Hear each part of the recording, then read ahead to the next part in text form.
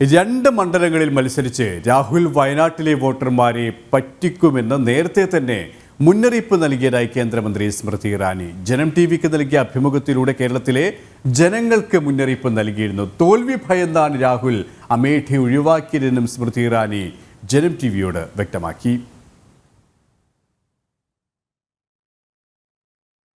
We told, when I was in Wayanad and I was in Kasaragod, I had told even through Janam TV that Rahul Gandhi will deceive the people of Wayanad.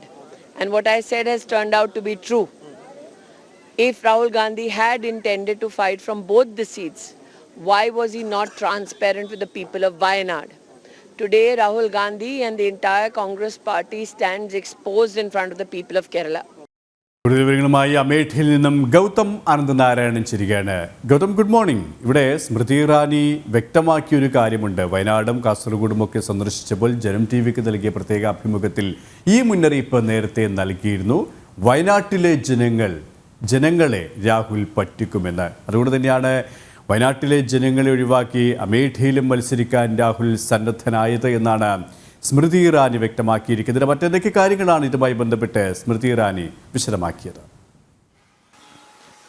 K P, good morning. K P, അമേഠിയിലെ പ്രചരണത്തിനിടയിലും ഈ രാഹുൽ വയനാട്ടിലെയും കേരളത്തിലെയും ജനങ്ങളെ വഞ്ചിച്ചു എന്ന കാര്യം സ്മൃതി ഇറാനി ചൂണ്ടിക്കാണിക്കുന്നുണ്ട്. അതായത് ഇതിൻ്റെ അടിസ്ഥാനപരമായ കാരണം നമുക്കറിയാം. രാഹുൽ വയനാട്ടിൽ വന്ന് മത്സരിക്കുന്ന ഘട്ടത്തിലൊന്നും തന്നെ രണ്ട് മണ്ഡലങ്ങളിൽ മത്സരിക്കുന്നു എന്ന കാര്യം ഒരിടത്തും വ്യക്തമാക്കിയിരുന്നില്ല. അത് രാഹുലോ അതല്ലെങ്കിൽ കോൺഗ്രസ് പാർട്ടിയോ അത്തരം ഒരു കാര്യം ഒരിക്കൽ പോലും കേരളത്തിലെ ജനങ്ങളോടോ വയനാട്ടിലെ വോട്ടർമാരോടോ പറഞ്ഞിരുന്നില്ല എന്നത് ശ്രദ്ധേയമാണ്. എന്നാൽ ഇത് കൃത്യമായി തന്നെ വിശദീകരിക്കാതെ പിന്നീട് വയനാട്ടിലെ വോട്ടെടുപ്പ് കഴിഞ്ഞതിന് ശേഷം ഇത്തരത്തിൽ റായ്ബറേലിയിൽ വന്ന് മത്സരിക്കുന്നുവെന്ന് പറയുന്നത് കേരളത്തിലെ ജനങ്ങളെയും അതോടൊപ്പം തന്നെ വയനാട്ടിലെ വോട്ടർമാരെയും വഞ്ചിക്കുന്നതിന് തുല്യമാണ് എന്നാണ് സ്മൃതി ഇറാനി ഇന്നലെ നമ്മളോട് പ്രതികരിക്കുമ്പോൾ വ്യക്തമാക്കിയത്.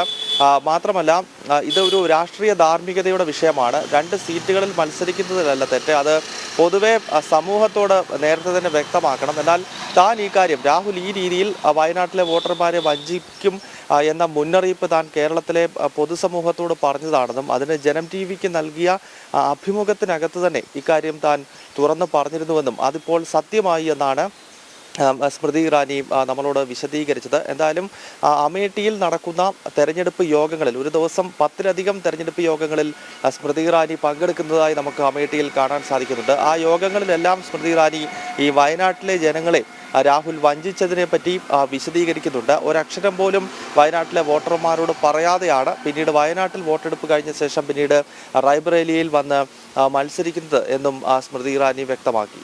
കെ പി, അപ്പം ഗൗതം, അമേഠിയിൽ സ്മൃതി ഇറാനിയുടെ ഒരു ആത്മവിശ്വാസം അതും ആ വാക്കുകളിൽ പ്രകടമാണ്. കാരണം രാഹുൽ അമ്പയെ പരാജയപ്പെടുമെന്ന കാര്യത്തിൽ സംശയമില്ല. കാരണം അമേഠിയിൽ നിന്നും വലിയ പരാജയഭാരം ഉള്ളതുകൊണ്ട് തന്നെയാണ് വയനാട്ടിലേക്ക് രാഹുൽ എത്തിയത്. വയനാട്ടിലും വിജയം സ്വന്തമാക്കിയെങ്കിലും പക്ഷേ ഇക്കുറി അത്ര എളുപ്പമല്ല.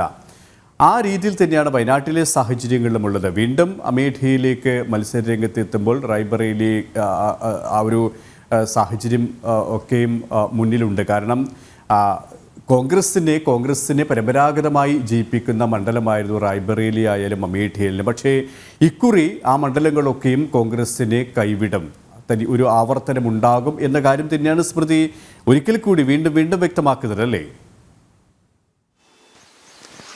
കെ പി, അതുതന്നെയാണ്. അതായത് അമേഠിയിൽ രാഹുലിനെ സംബന്ധിച്ച് മത്സരിച്ചാൽ ഒരു കാരണവശാലും വിജയിക്കാൻ കഴിയില്ല എന്ന തിരിച്ചറിവ് രാഹുലിനും നെഹ്റു കുടുംബത്തിനുമുണ്ട് എന്നതാണ് വസ്തുത. ഈ ഒരു സാഹചര്യത്തിലാണ് അമേഠിയിലെ മത്സരത്തിൽ നിന്നും രാഹുൽ സ്കിപ്പ് ചെയ്യുന്നൊരു കാഴ്ച നമ്മൾ കണ്ടിരുന്നു. അവിടെ നെഹ്റു കുടുംബത്തിൻ്റെ മാനേജറായി പ്രവർത്തിച്ചിരുന്ന ഒരു KL ശർമ്മയെ കൊണ്ടുവന്ന് മത്സരിപ്പിക്കുകയാണ്. മറിച്ച് റായ്ബറേലി കുറച്ചുകൂടി അമേഠിയുമായി താരതമ്യം ചെയ്യുമ്പോൾ റായ്ബറേലി നിലവിലൊരു സേഫ് സോണാണ്. മാത്രമല്ല, എന്തൊക്കെ പറഞ്ഞാലും നിലവിലത് കോൺഗ്രസിൻ്റെ ഒരു സിറ്റിംഗ് സീറ്റാണ്. സോണിയാഗാന്ധി വർഷങ്ങളായി പ്രതിനിധീകരിച്ച ഒരു മണ്ഡലമാണ്. അതിനാൽ അവിടേക്ക് ആ ഒരു സേഫ് സോണിലേക്ക് രാഹുൽ മാറുന്ന ഒരു കാഴ്ച നമ്മൾ കാണുന്നുണ്ട്. അമേഠിയിൽ സ്മൃതി ഇറാനിയും BJPയും പലകുറി രാഹുലിനെ വെല്ലുവിളിച്ചു തെരഞ്ഞെടുപ്പിൽ മത്സരിക്കാൻ. പക്ഷേ മത്സരത്തിന് രാഹുൽ തയ്യാറായിട്ടില്ല എന്ന് മാത്രമല്ല പ്രിയങ്ക വാദ്രയും ഈ അമേഠിയിൽ മത്സരിക്കാൻ തയ്യാറായിട്ടില്ല. അതിനാൽ അമേഠിയുടെ ഒരു മേൽവിലാസം അത് സ്മൃതി ഇറാനിയുടെ പേരിൽ മാറിയിരിക്കുന്നു. ഇനിയും ഇവിടെ കോൺഗ്രസിനെ സംബന്ധിച്ച് ഈ മണ്ഡലം തിരിച്ചു പിടിക്കുക അടുത്ത കാലത്തൊക്കെ അസാധ്യമാണ് എന്നത് ഒരു വസ്തുതയാണ്. എന്നാൽ റായ്ബറേലിയിൽ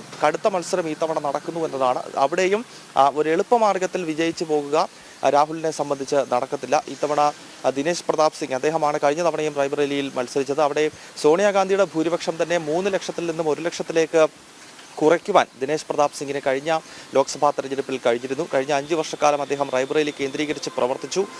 മാത്രമല്ല സംസ്ഥാനത്ത് ആഞ്ഞുവീശുന്ന യോഗി തരംഗമുണ്ട്. കഴിഞ്ഞ നിയമസഭാ തെരഞ്ഞെടുപ്പിലൊക്കെ നമ്മൾ കണ്ടതാണ്. യോഗി ആദിത്യനാഥിനോടുള്ള ഒരു വലിയ താല്പര്യം അത് BJPക്ക് അനുകൂലമായ വോട്ടായി ഉത്തർപ്രദേശിലേക്ക് മാറുന്നുണ്ട്. അങ്ങനെ വരുമ്പോൾ റായ്ബറേലിയിലും ഒരു കടുത്ത മത്സരം രാഹുലിന് നേരിടേണ്ടി വരും. ഒപ്പം KP സൂചിപ്പിച്ചതുപോലെ വയനാട്ടിലും സാഹചര്യങ്ങൾ അത്ര എളുപ്പമല്ല. കാരണം അവിടെ K സുരേന്ദ്രനെ പോലെ BJPയുടെ സംസ്ഥാന അധ്യക്ഷനെ കൊണ്ടുവന്ന് BJP അവിടെ മത്സരിപ്പിക്കുന്ന ഒരു സാഹചര്യമുണ്ട്. ഈ ആദ്യം ആനി രാജയെ പോലൊരു ദുർബലമായ സ്ഥാനാർത്ഥിയാണ് അവിടെ ഇടതുപക്ഷത്തിൻ്റെ അല്ലെങ്കിൽ ലെഫ്റ്റ് പാർട്ടീസിൻ്റെ CPIയുടെ ഭാഗത്ത് നിന്ന് ഉണ്ടായത്. പക്ഷേ അവിടേക്ക് K സുരേന്ദ്രൻ എത്തിയതോടുകൂടി ഒരു കടുത്ത മത്സരത്തിന് വയനാടും ഈ തവണ സാക്ഷ്യം വഹിക്കുന്ന ഒരു പശ്ചാത്തലമുണ്ടായിരുന്നു. അതിനാൽ രാഹുൽ മത്സരിക്കുന്ന ഈ 2 മണ്ഡലങ്ങളിലും അങ്ങനെ എളുപ്പമാർഗത്തിൽ കയറിപ്പോകാം എന്നൊരു ധാരണ കോൺഗ്രസിന് ഈ തവണയില്ല.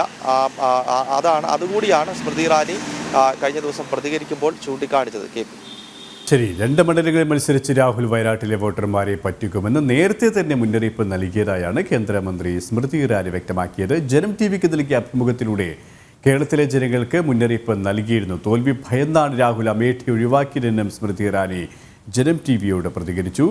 ഗൗതം അനന്തനാരായണനാണ് അമേഠിയിൽ നിന്നും വിശദാംശങ്ങൾ നൽകിയത്.